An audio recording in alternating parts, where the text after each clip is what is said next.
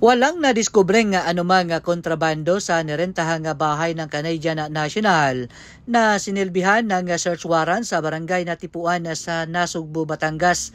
Ito ang naging pahayag ng may-ari ng bahay na tumangging magpakilala. Ayon sa may-ari ng bahay, kasama siya sa naghalughog sa inuupahan ng Canadian, ngunit walang natuklasang kontrabando. Pasado alas 12 ng madaling araw kanina nang ihain ang search warrant laban sa house renter na si James Martin na sinasabing nauugnay sa higit 9 billion halaga ng illegal drugs na naharang kamakailan sa checkpoint sa Alitagtag, Batangas.